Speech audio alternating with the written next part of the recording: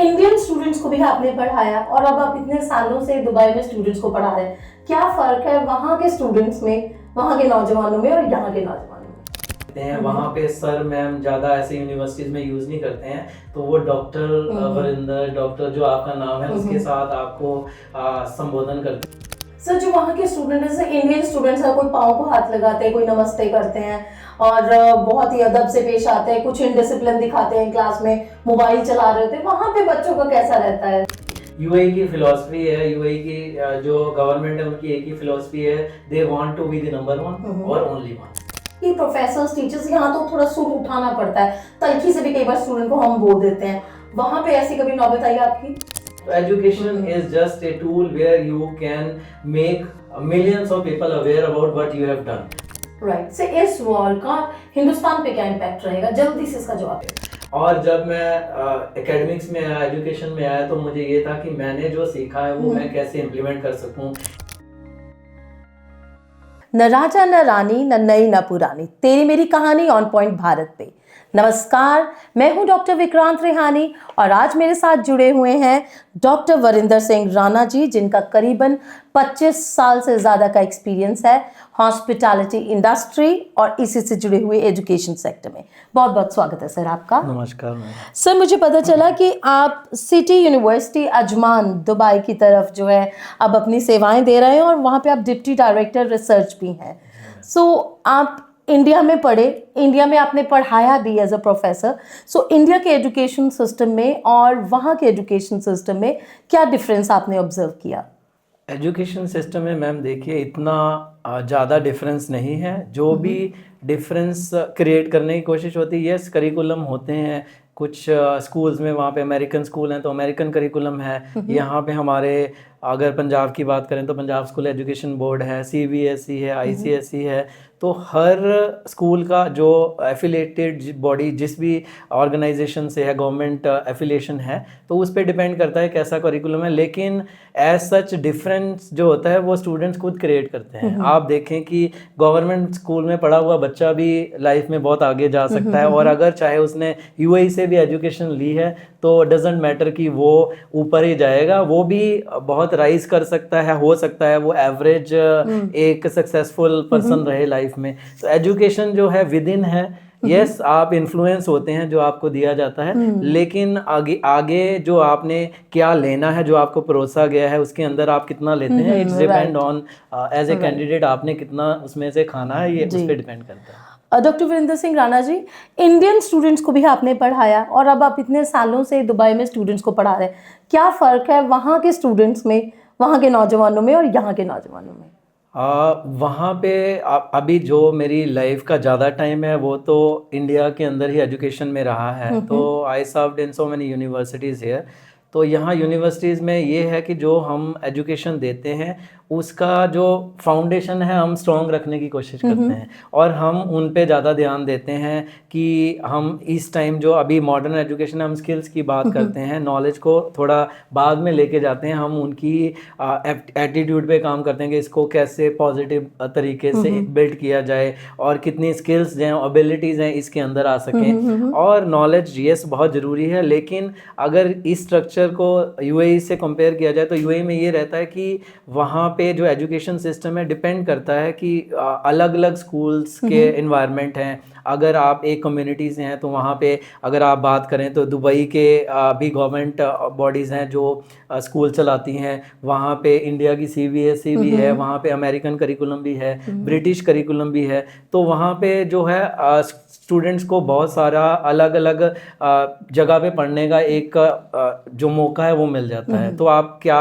किस में जाना चाहते हैं, किस में पढ़ना चाहते हैं, आपका एम क्या है, तो वो रहता है। बाकी जो करिकुलम और एजुकेशन होती है वो बेस होती है कि अगर अमेरिकन की बात करें तो वो आउटकम फ्रेमवर्क पे ज़्यादा ध्यान देते हैं। ब्रिटिश जो है वो एक्सेंट पे काम करते हैं और उनका ज़्यादा रहता है कि हम कितनी स्किल्स जो हैं इनको बिल्ड कर सकें।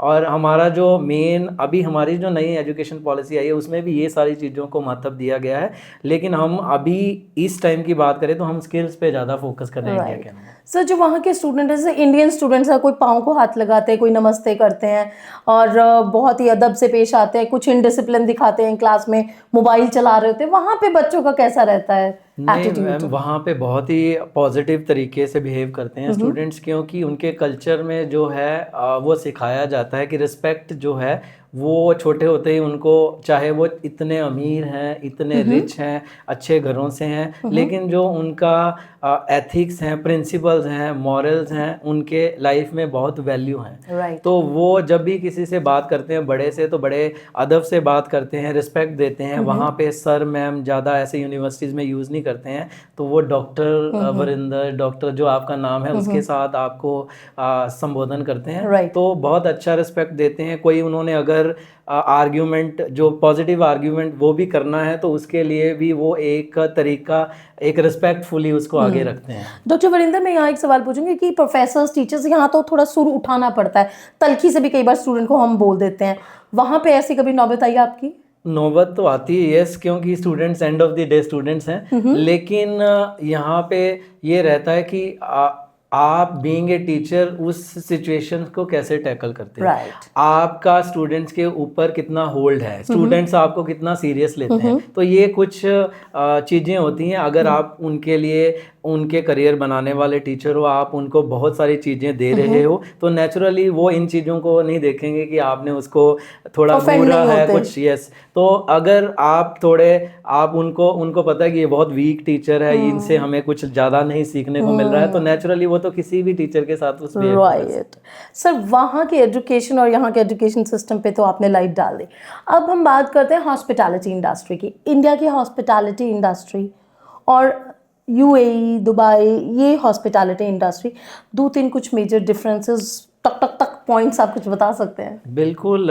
देखिए, अगर यूएई की बात की जाए तो वहाँ अल्ट्रा प्रीमियम लग्जरी चीज़ों को ध्यान दिया जाता है। कि यूएई की फ़िलॉसफी है, यूएई की जो गवर्नमेंट है उनकी एक ही फ़िलॉसफी है, they want to be the number one और ओनली वन। तो दो ही चीज़ों पे काम करते हैं, जा तो वो इकलौते हों, जा वो नंबर वन हो। Right. तो इस चीज़ों के लिए वो जो स्टैंडर्ड सेट है बहुत हाई करते हैं, तो वो प्रीमियम की तरफ जाते हैं, लग्जरी की तरफ जाते हैं। लेकिन उसका भी एक, वो भी उनकी स्ट्रेंथ है। लेकिन अगर इंडियन हॉस्पिटैलिटी की बात करें तो हमारी स्ट्रेंथ हमारी स्किल्स हैं। तो वही जो मैंने कहा था कि बेस जो है बहुत स्ट्रॉन्ग है इंडियन हॉस्पिटैलिटी का। हमारी स्किल्स इतनी ज़्यादा मजबूत कर दी जाती हैं कि उस पर हम नींव के ऊपर जितनी मर्जी बड़ी बिल्डिंग तैयार कर सकते हैं। तो वो जो फाउंडेशंस हैं, स्किल्स हैं, हमारा जो इंडियन कल्चर है हॉस्पिटैलिटी का, वो है अतिथि देवो भव। तो उसमें हम जो भी मेहमान है उसको एक परमात्मा की तरह ट्रीट करते हैं। तो हमारा जो है कल्चर के साथ जुड़ा हुआ है, हमारा हेरिटेज है, हमारा सोसाइटी से जुड़ा हुआ है। लेकिन वो जो है वो सर्विस को प्रीमियम और लग्जरी की तरफ करते हैं। तो ये एक मेजर डिफरेंस है। बहुत बड़ी, बहुत गहरी बात कही आपने। सर, अगला सवाल कंटेम्प्रेरी टाइम की बात करते हैं। जैसे अभी हम देख रहे हैं ग्लोबल लेवल पे एक वॉर छिड़ी पड़ी है, ईरान, यूएसए, मिडिल ईस्ट पूरे चपेट में आया, दुबई की तरफ भी कुछ बम्बार्डमेंट्स हुई, ऐसा सुनने में आया। तो उसका क्या इम्पैक्ट आपको लगता है कि दुबई में, जहां आप पढ़ा रहे थे सिटी में, अजमान में, तो क्या इम्पैक्ट आपको लग रहा है कि वहाँ पे इस एजुकेशन सिस्टम इस सेमेस्टर में पढ़ने वाला है? कुछ आप इसके ऊपर बताएंगे? जो देखिए, जो एजुकेशन सिस्टम यूएई के अंदर है और मिडल ईस्ट के अंदर है, वो उनकी पॉलिसीज और उनकी स्ट्रेंथ है, वो हर चीज़ का बैकअप लेके चलते हैं। Okay. ये नहीं है कि ये तो टाइम बीइंग है, ये वक्त भी गुजर जाएगा, एक जो कोट करते हैं हम, तो ये कुछ दिन का वक्त है, लेकिन बैक एंड पे बहुत ज़्यादा स्ट्रॉन्ग है। वो एजुकेशन सिस्टम को, जैसे मैंने कहा कि जहाँ तो नंबर वन बनना है, जहाँ ओनली वन बनना है, तो उसको लेके बहुत सारी तैयारी की होती है कि अगर ये नहीं होगा तो ये किया जाएगा, सेकंड ये रहेगा। क्या स्ट्रेटजीज है? कुछ अभी एक दो बात बता स्ट्रेटजीज दीजिए। ऐसे अभी तो पहले से ही प्रिपेयर्ड रहता है कि किसी भी टाइम हम ऑनलाइन और ब्लेंडेड मोड में जा सकते हैं। राइट। तो इमीडिएटली कोविड ने ये सारे नेशंस को तो दिया है, लेकिन वो हमने कभी उसको छोड़ा ही नहीं है कि अगर हम कहें कि उसके बाद हमने बंद कर दिया यूएई में, नहीं। अभी भी हम प्रेजेंटेशंस को ब्लेंडेड मोड में लेके जाते हैं, ऑनलाइन हाइब्रिड मोड में लेके जाते हैं, लेकिन इमीडिएटली ऑनलाइन पे शिफ्ट कर लेते हैं। और security, yes, security for the students is a concern, वो रहता है। तो गवर्नमेंट जो है वो हमेशा तैयार रहती है कि किस चीज़ को कब लॉन्च करना है, कितने दिन का, अभी तो स्प्रिंग ब्रेक चल रही है वहाँ पे, उसके बाद फिर से ऑनलाइन मोड पे है। तो हर चीज़ को देखते हुए, मद्देनज़र रखते हुए जो बेस्ट होता है तो वो गवर्नमेंट अपनी पॉलिसीज के थ्रू उनको इम्प्लीमेंट करती है। राइट से इस वॉर का हिंदुस्तान पे क्या इम्पैक्ट रहेगा, जल्दी से इसका जवाब चाहेंगे। हिंदुस्तान पे तो स्पेसिफिक वही रहेगा जो सारी दुनिया पे रहेगा।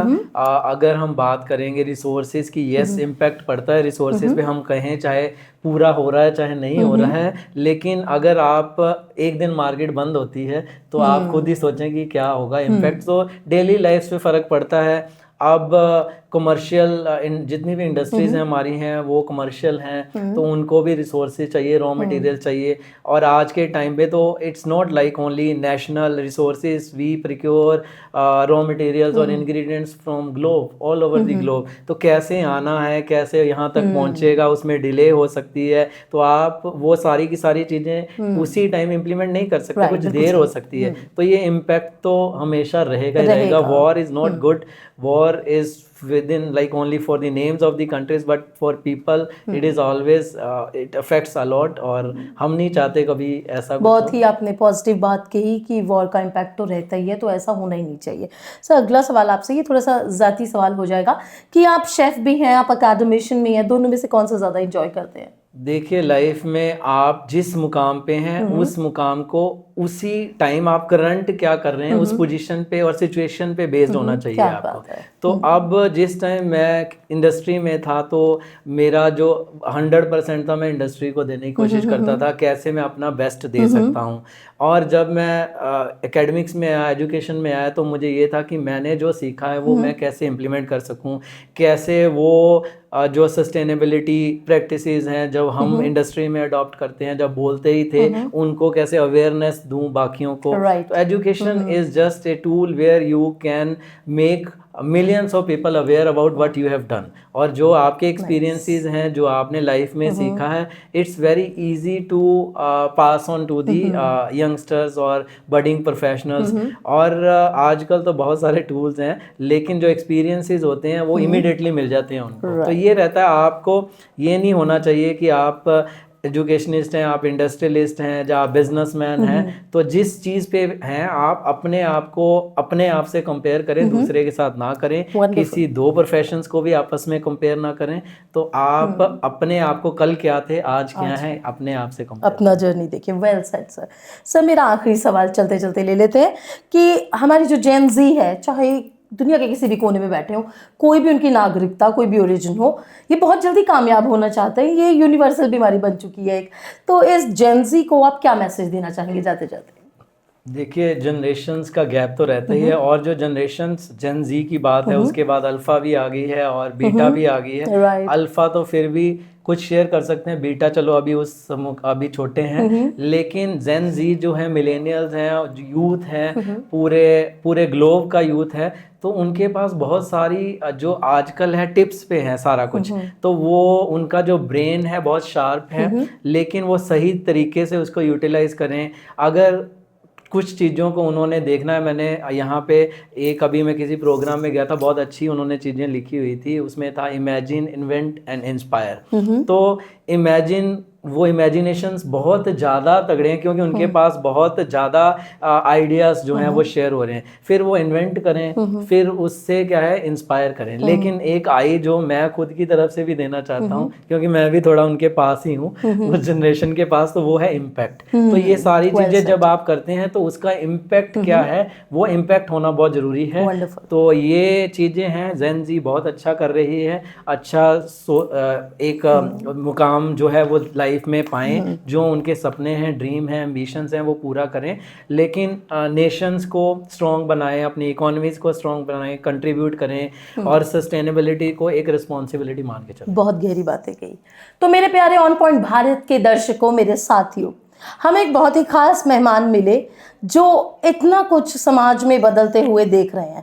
एक शेफ से एक एकेडमिशियन बन गए, हॉस्पिटैलिटी इंडस्ट्री के कारण उन्होंने दुनिया घूम ली और कहीं पर कुछ ना कुछ जो सीखा वो हम तक लेकर आए। बहुत कम समय में बहुत गहरी बातें कह गए। उम्मीद करते हैं तेरी मेरी कहानी में आप आज के इस खूबसूरत सफ़र को याद रखेंगे। बहुत बहुत धन्यवाद डॉक्टर वीरेंद्र सिंह जी। नमस्कार। धन्यवाद दर्शकों।